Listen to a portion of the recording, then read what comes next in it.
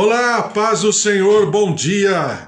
Dia 9 de julho de 2021, o dia que o Senhor já preparou, já manifestou, já estabeleceu, já tornou uma realidade sobre a tua vida, sobre a tua casa, sobre a tua família, que o Senhor esteja sobre você, sobre os teus familiares, os teus queridos. Seja uma sexta-feira maravilhosa, gloriosa, porque é a sexta-feira que com certeza o Senhor preparou para você, para a tua casa, para a tua família, para os teus queridos, em nome de Jesus. Estamos mais uma vez na presença do Senhor, em comunhão, na nossa comunhão de uma igreja sem paredes, que você possa estar usufruindo, pensando, meditando, buscando a tua devocional, né? A gente chama isso de devocional. O que é devocional? É quando você separa um momento em devoção a algo ou alguém. No nosso caso, a nossa devocional é em relação às coisas de Deus, a pessoa do Senhor Deus, e exatamente sobre a sua vontade, sobre as suas perspectivas de vida, de obra, de propósito, de objetivo, de plano. Então isso é uma grande bênção. E se você quiser, todos os dias, a partir das 10 horas da manhã, eu demoro geralmente 45 minutos, 40 minutos mais ou menos, para que nós possamos estar buscando a presença, o poder e o mover do Senhor, tá certo? Glória a Deus. Bom dia, minha tia Alzira, na paz do Senhor. Estou orando sempre pelo Beto, pela Eliane, que também está aguardando um bebê, né? E eu estou orando também, nós estamos orando como igreja para que o Beto esteja bem, cada dia mais recuperado, né? Cada dia mais vigorosamente visitado pelo Senhor em nome de Jesus. Bom dia, Bispo Antônio, a paz do Senhor, Deus abençoe ao Senhor, sua casa, Suzy, Priscila, todos os queridos, a graça do Senhor esteja sobre a tua vida, sobre a tua casa, sobre a tua família. Também bom dia, Marcelo, o Senhor se derrame sobre a tua vida, Marcelo. Um beijo para você, para a tua casa, tua família, em nome de Jesus. Mara, Deus abençoe você, viu? Deus, o Senhor esteja sobre a tua vida, o seu Ulisses, um homem de Deus, um servo do Senhor, uma pessoa muito simpática, muito boa de bate-papo, de conversa. Que o Senhor esteja sobre todos vocês aí, levando saúde, paz, a visitação da vida abundante, do preservar do Senhor, também sobre a tua casa. Ulisses, o teu filho, também a Milena, o Douglas, sua nora e também os netinhos. Deus abençoe a todos aí. A Dani também, pastor Eliane também, sua família, né? Pastor Celso, a presença, o poder, o mover do Senhor sobre cada um, em nome de Jesus. O Senhor esteja sobre a tua vida, uma sexta-feira maravilhosa. Alguns, pelo menos o pessoal aqui de São Paulo, do município de São Paulo, né, ou do estado de São Paulo, estão comemorando aí, tem um feriado, estão comemorando aí a Revolução de 1932, né? Lembrando lá do nosso tempo de escola, MMDC, Márcio, é Márcio? Não, não é Márcio, não, esqueci, Drauzio Camargo, MMDC. Martins Miragaia, Drauzio Camargo, lembrei. A memória me pegou agora. Martins Miragaia, Drauzio Camargo, a Revolução de 1932, na pessoa desses quatro, na época, jovens, que se levantaram, né, contra o status quo daquele momento político, e hoje se comemora isso, Revolução de 9 de julho de 1932. Minha tia Alzira está falando, estão bem melhor. Obrigado, tia Alzira. Continuamos orando por eles, em nome de Jesus. Também estou orando pela Thaís, que está passando pela Covid-19. Ela está bem, está se recuperando, e o Márcio ainda está, o seu esposo ainda está na UTI, está tendo o auxílio de respiradores e tudo, mas nós estamos orando pela vida do Márcio, pela vida da Thaís, sua casa, sua família, em nome de Jesus. estamos clamando por todos que estão ainda passando pela Covid-19, que o Senhor abençoe, que o Senhor se derrame, que o Senhor manifeste da sua glória, do seu poder, do seu mover, em nome de Jesus. Glória a Deus, mais um dia na presença do Senhor e mais um dia meditando na palavra do Senhor. A Eva, oi Eva, tudo bem? Hoje é aniversário do Carlos. Puxa vida, hein, Carlos? Vovô Carlos, Deus abençoe o Carlos, também a família, Débora, Raquel, Fábio, Cris, o netinho Danielzinho. Parabéns, Carlos. Parabéns por mais um ano de vida que o Senhor está derramando sobre a tua vida, sobre a tua história de vida, um servo do Senhor, intercessor, uma pessoa comprometida com o reino dos céus, que trabalha, que se desdobra em 5, em 4, em 6 pessoas para cumprir com todas as tarefas junto com a Eva. Deus abençoe a todos vocês, viu? Beijo para você, Carlos. Parabéns. Parabéns por esse dia muito especial e maravilhoso. Dia 9 de julho, ó. O aniversário do Carlos é tão comemorado que é até feriado. Deus abençoe, viu, Carlos? Em nome de Jesus. Deus abençoe a todos vocês aí, uma família bendita. Estou orando sempre pela Cristina, viu, Eva? Pela Cristina, também pela Margarete e a sua família, né? Espero que estejam todos bem, que já tenham passado pela Covid-19 também, e o Senhor lhes tem derramado vida e vida em abundância também sobre a tua colega de trabalho, a Margarete, também o Márcio, Marcel, Mariana, seus colegas de trabalho e tudo, a bênção, a presença, o poder de Deus, sempre orando também pelos negócios, né? Pelo trabalho, pelas conquistas. O Luiz está curado, o Luiz, filho da Margarete, está curado. Amém. Deus abençoe o Luiz, também a sua família, né? Mari, sua esposa, também Noah, né? O Noah e também o Davi. Também o Davi. A Cristina está bem, tá bom. Estamos orando por todos. Deus abençoe a todos vocês. O Senhor se derrame poderosamente em nome de Jesus. Vamos ler a palavra do Senhor. Estamos falando sobre Mateus 21. Agora não é mais nem Mateus 25, né? Mateus 21, 22, 23, 24, 25. Às vezes eu coloco na chamada, né? Nos títulos de ministração diários, eu coloco Mateus 25 apenas como referência. Nós estamos falando sobre o sermão de Jesus Cristo, de Mateus, o último sermão, o quinto sermão, e falando exatamente sobre os últimos acontecimentos. Eu sempre falo e gosto de pontuar com você que é a cronologia dos fatos e não a cronologia do tempo. Não obstante, estarmos passando por Daniel, né? Daniel capítulo 9, que fala das 70 semanas de Daniel. Por que é fácil falar das 70 semanas? Porque uma boa parte, pelo menos as 69 semanas, já se cumpriram. Então está faltando só a última semana, então fica mais fácil. E também porque todas as escolas que falam sobre teologia, uma boa parte delas, para não dizer, quase a totalidade delas, são convergentes a respeito das 70 semanas, né? Tirando os preteristas, né? Que é muito da escola dos reformados, né? Da linha de raciocínio dos reformados, é que tem uma certa divergência a respeito desses tempos. Mas fora isso, uma boa parte também dos preteristas já estão entendendo as 70 semanas de Daniel sob uma outra ótica. É aquilo que eu falei para você, é aquilo que nós chamamos de profecia de pico. Profecia de pico por quê?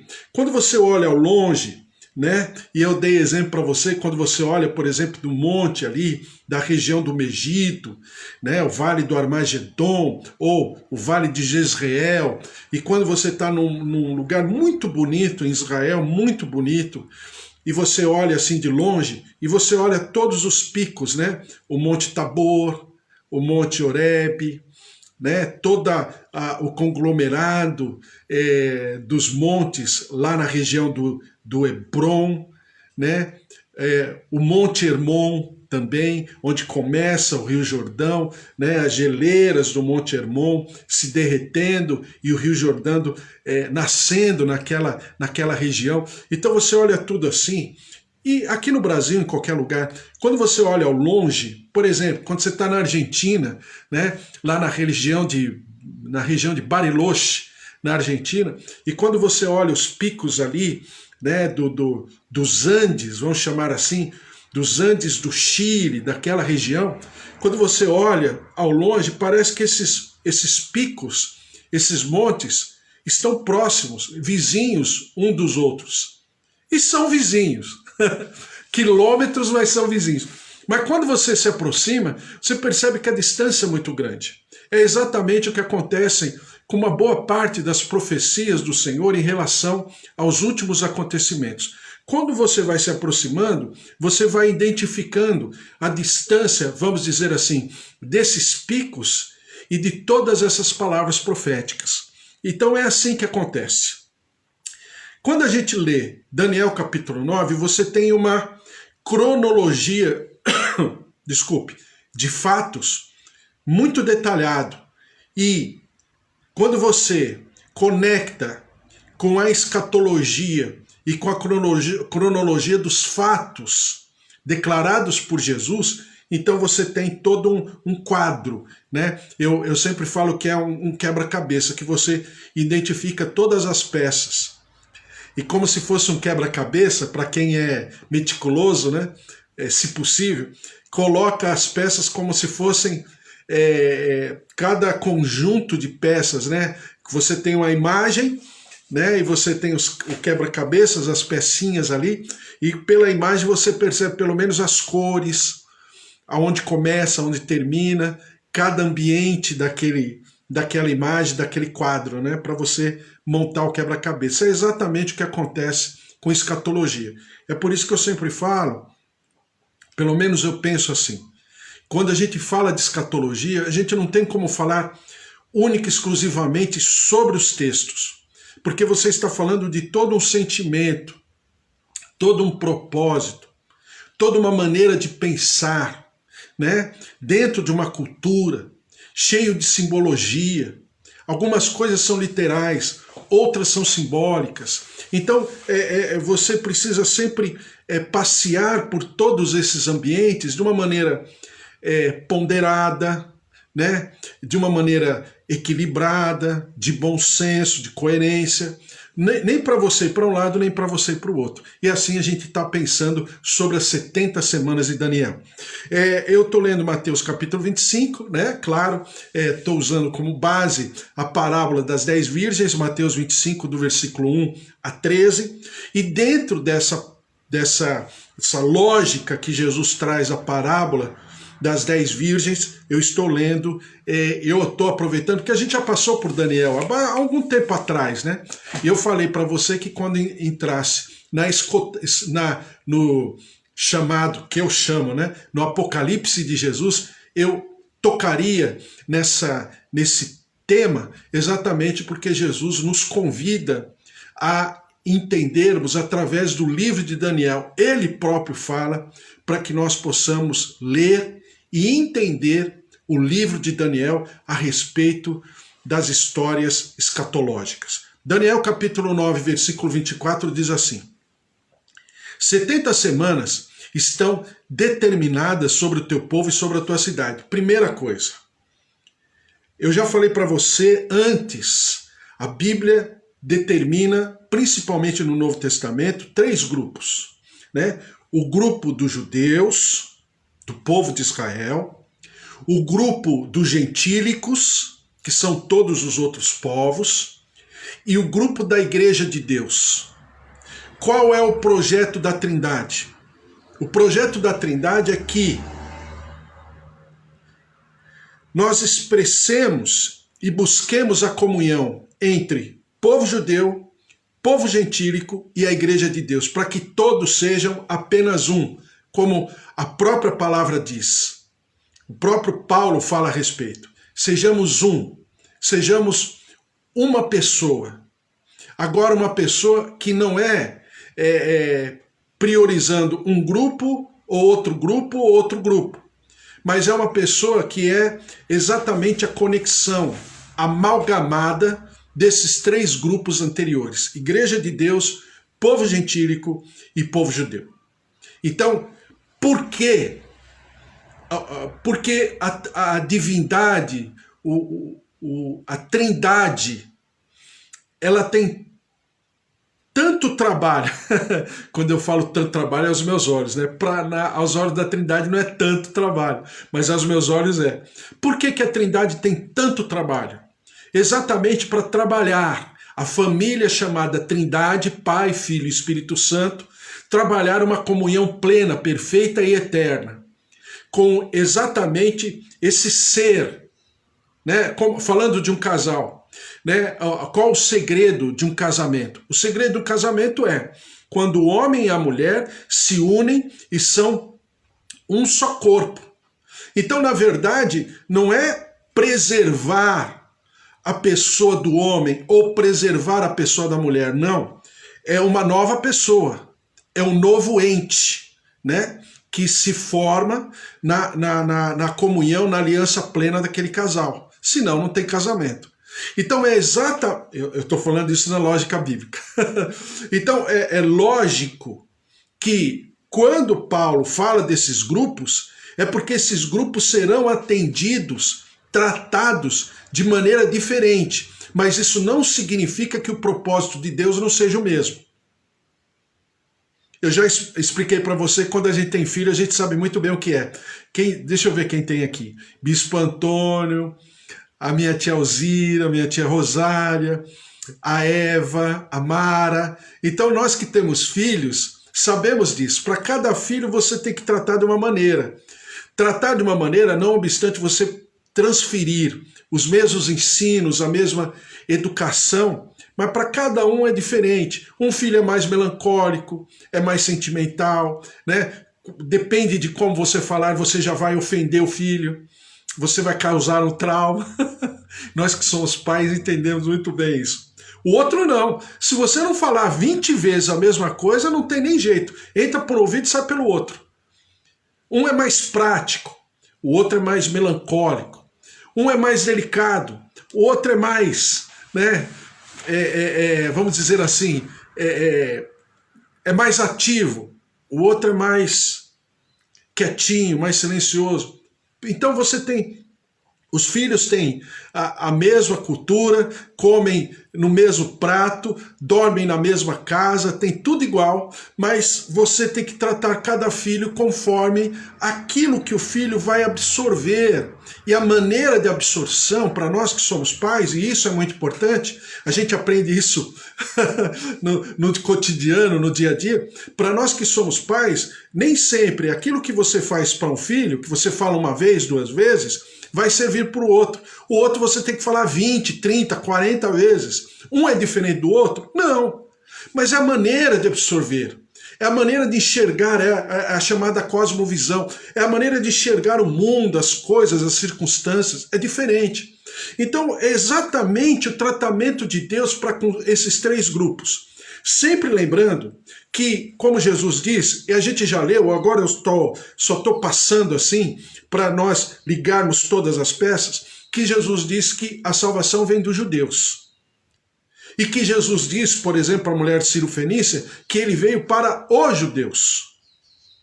Então, sempre entendendo que a prioridade, vamos dizer, de ação é em relação ao povo judeu.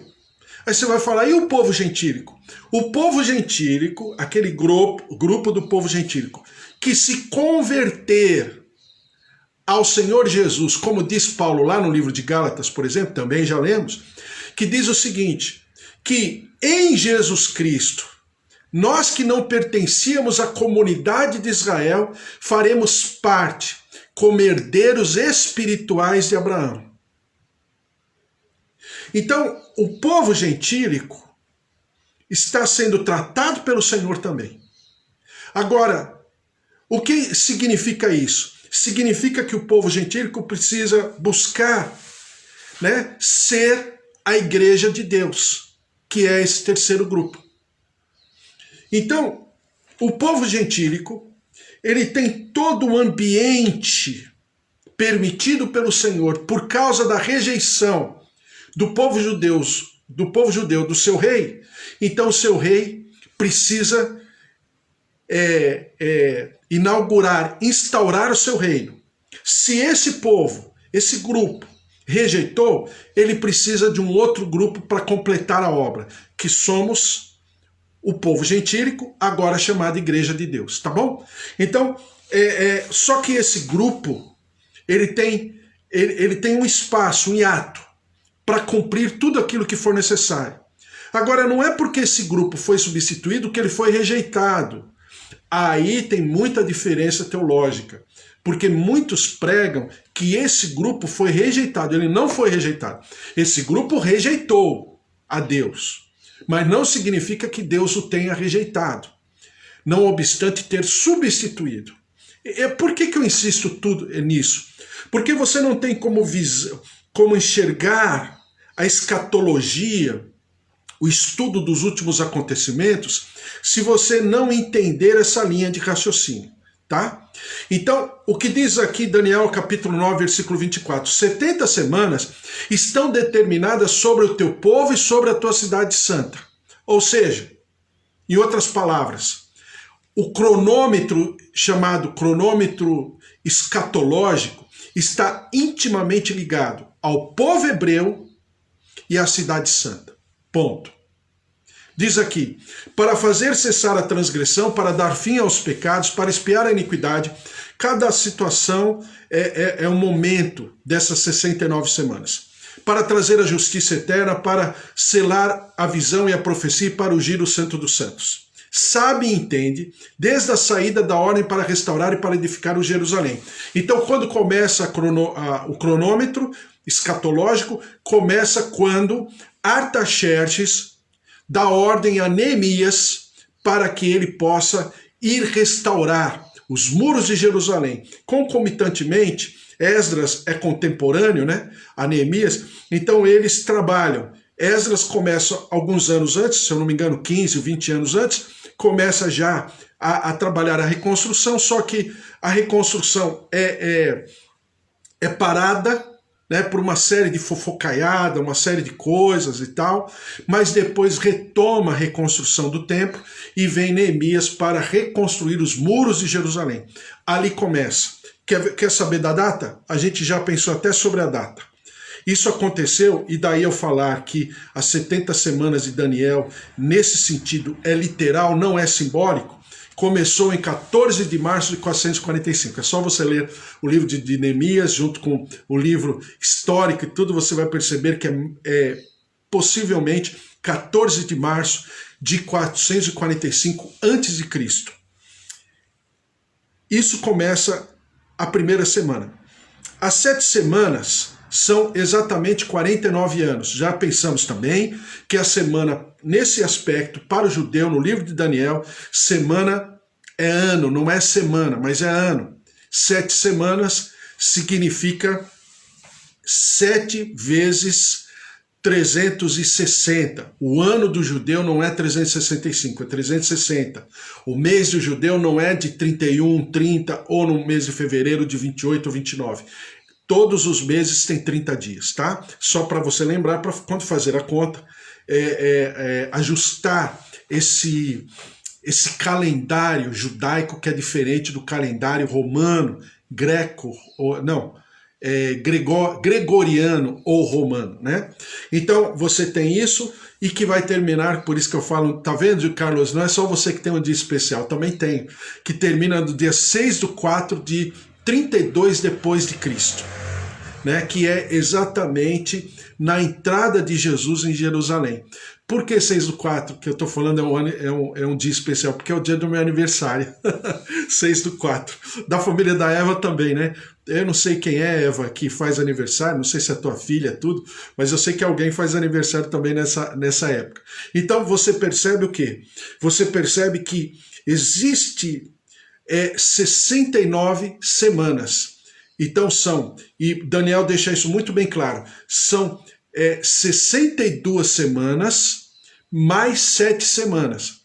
a que se refere? Por que Daniel pontua 62 mais 7?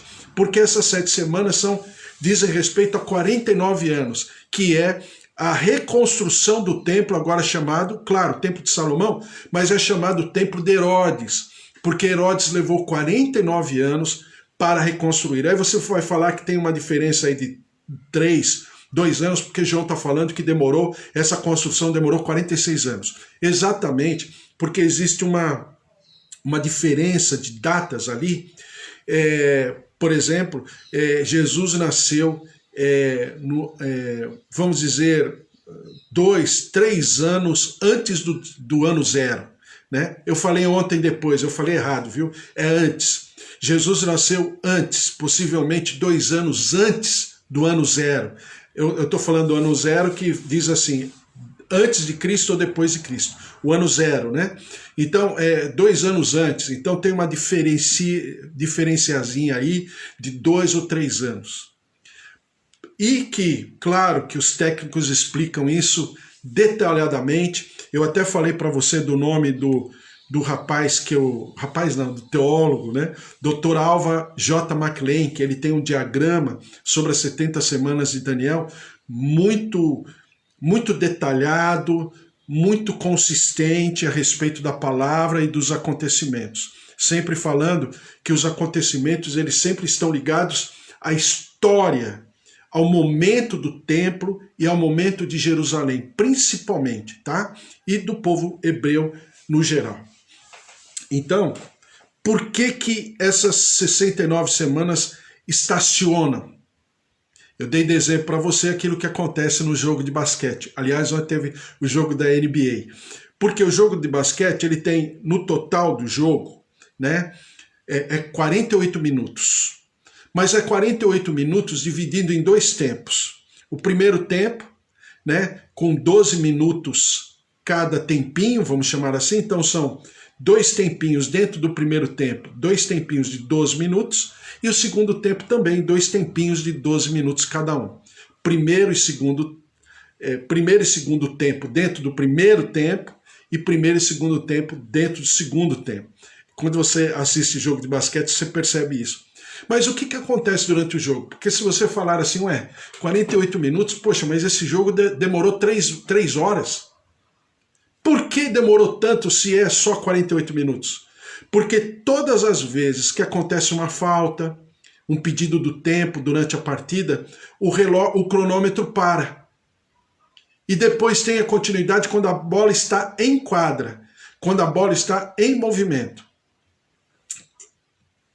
Comparando, só para a gente entender, creio eu que é exatamente o que acontece entre a 69ª semana e a 70ª semana, entre a semana 69 e a semana 70. Por quê? É exatamente nesse espaço que esse grupo gentílico entra no lugar do primeiro grupo, que é o grupo de Israel. Para quê? Para que o propósito de Deus seja alcançado.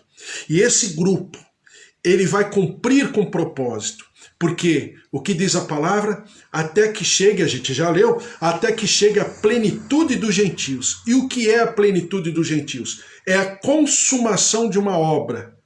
Também já conversamos a respeito do que significa estar consumado. Então é a consumação de uma obra. Então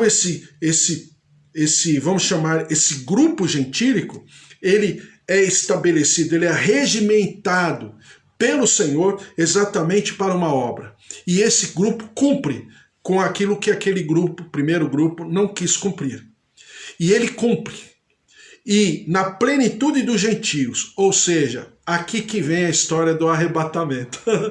Já falei para você que os grupos teológicos, eles divergem exatamente sobre isso, sobre o arrebatamento. Porque eles entendem, uma parte, vamos dizer, dessas escolas, entende que Jesus só virá uma vez. E para aqueles que acreditam no arrebatamento como um movimento, né, destacado, singular, mas atrelado, não à volta do Senhor Jesus, mas atrelado à subida do povo, é aqui que está o problema. Mas isso depois a gente conversa. Mas é o quê? É a plenitude dos gentios. E a Bíblia deixa muito bem claro que até que se cumpra a plenitude dos gentios, o Senhor não vai tratar esse grupo. O Senhor só tratará esse grupo quando a plenitude dos gentios se estabelecer. Ou seja, quando for cumprida, e para nós que entendemos, e eu que estou falando agora, quando a porta da graça se fechar.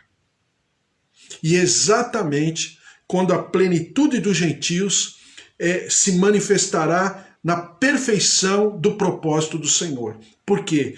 É a noiva ataviada, é a noiva limpa, é a noiva adornada, que está revestida de todas as vestes festivais, aguardando o noivo, como diz a própria palavra do Senhor.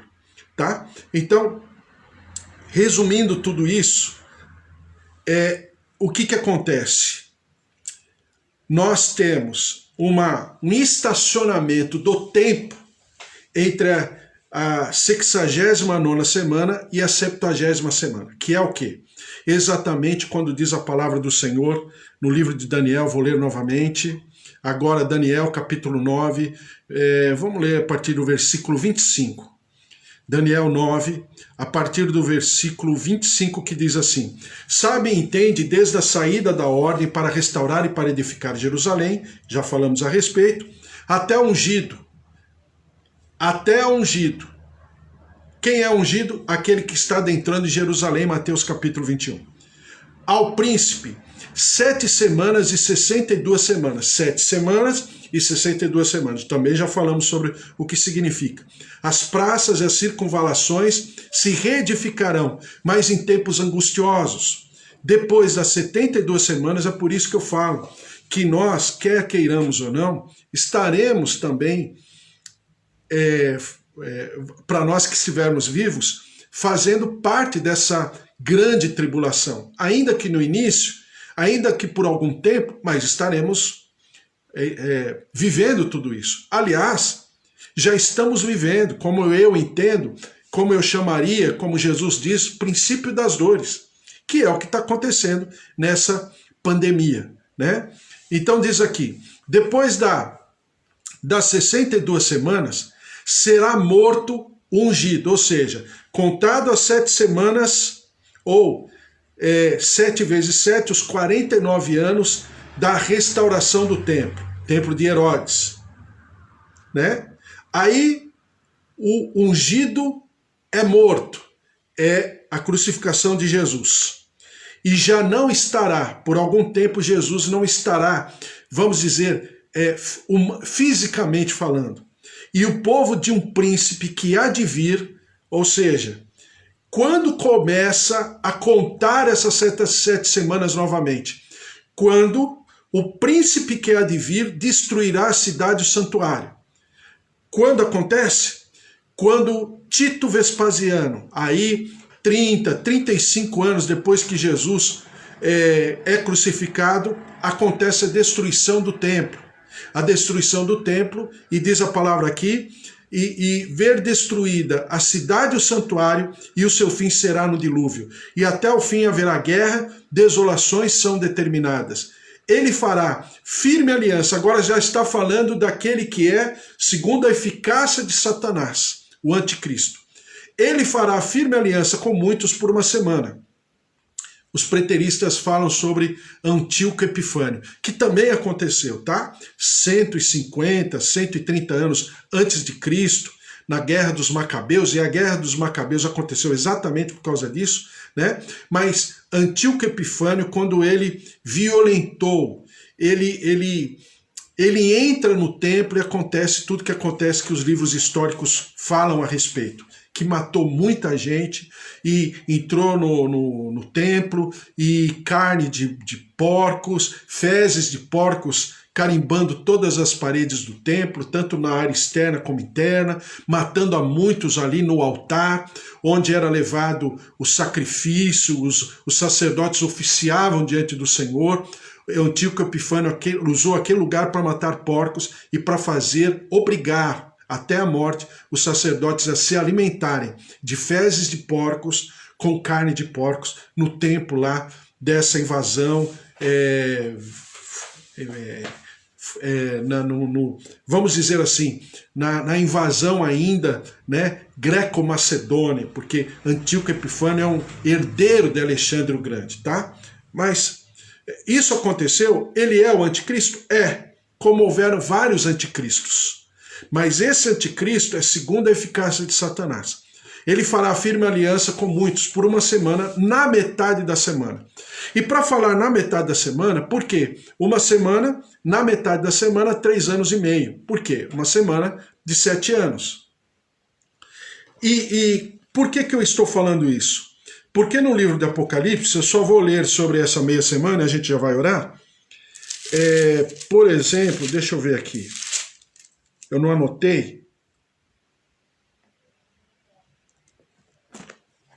Por exemplo, Apocalipse capítulo 11, versículo 2.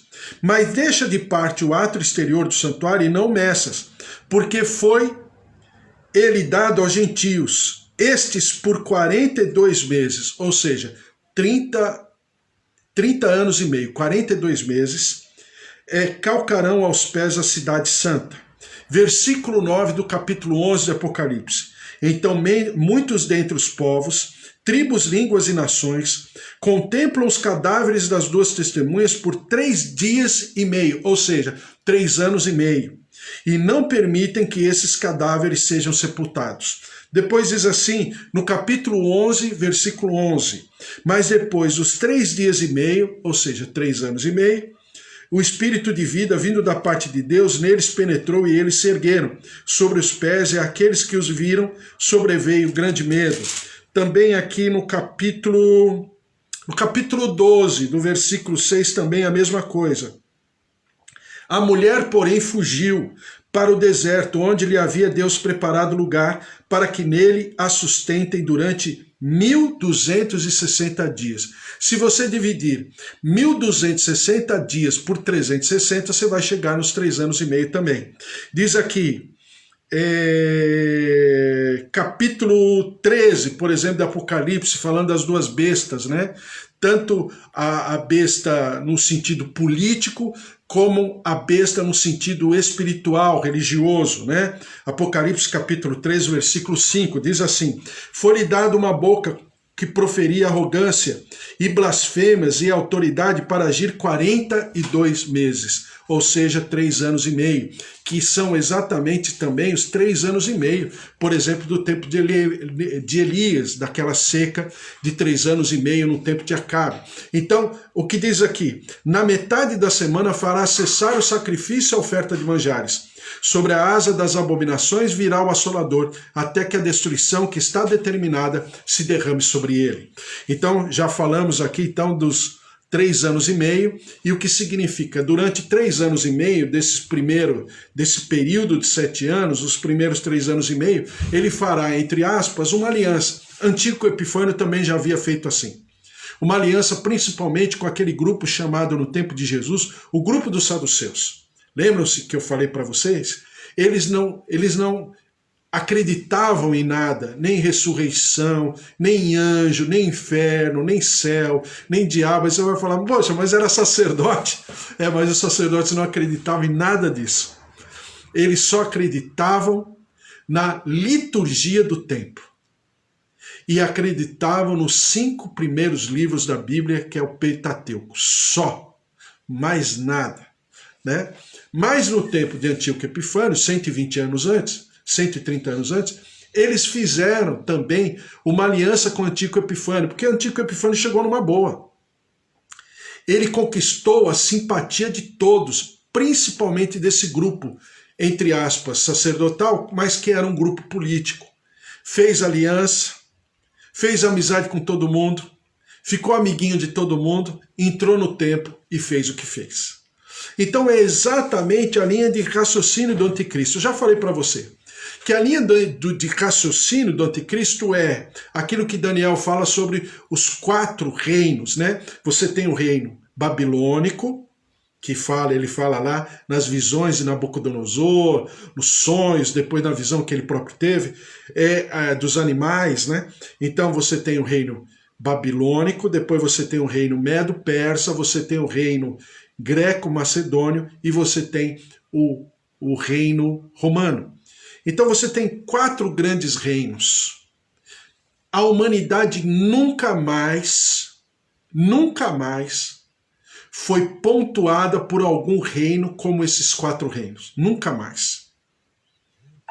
Muitos tentaram se levantar, os assírios no tempo deles, depois outros, você vez por outra, você vê um movimento geopolítico para organizar, entre aspas, um império, mas você não percebe êxito.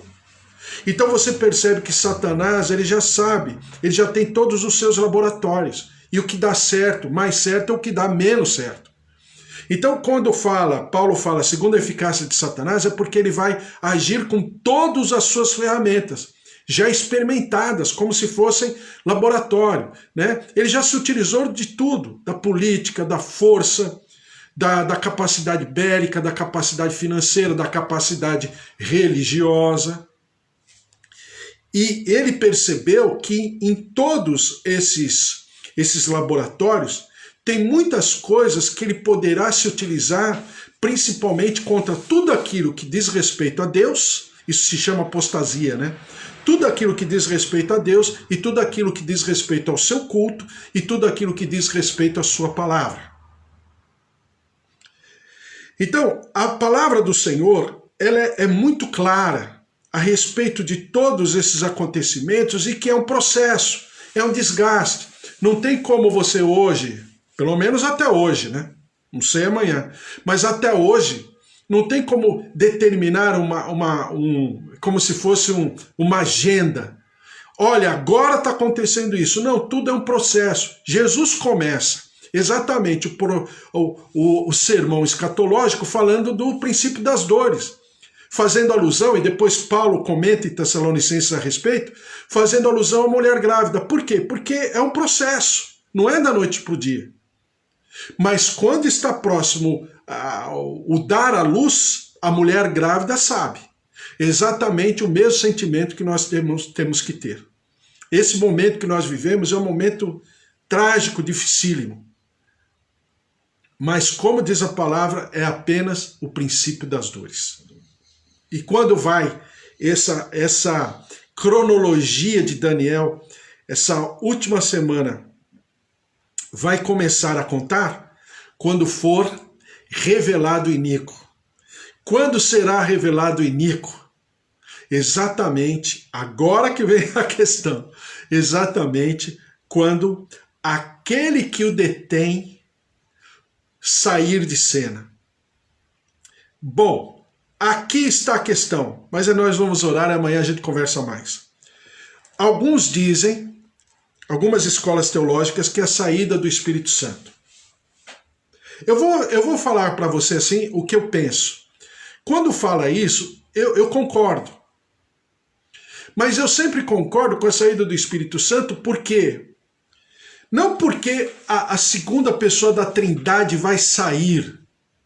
Não tem como a segunda pessoa da Trindade sair, porque a segunda pessoa da Trindade tem exatamente os atributos de toda a Trindade. Qual é?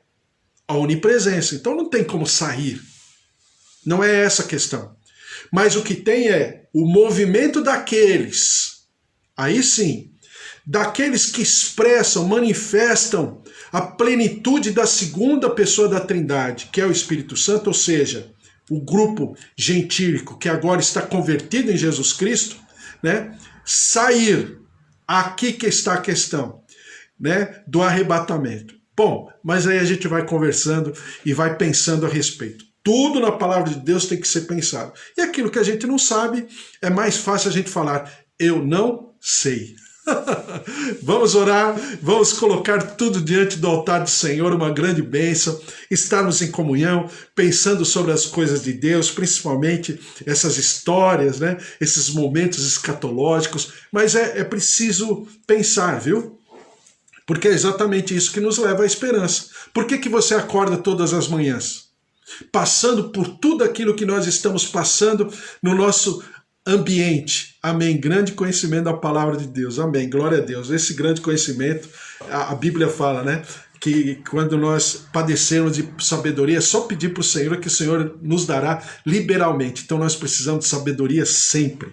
Então vamos orar. E eu estava falando, né? Esse ambiente, ele só pode ser vivido por você em alegria, vivendo a alegria do Senhor, quando você tem toda a visão de esperança de Deus, porque senão não dá para viver, não é?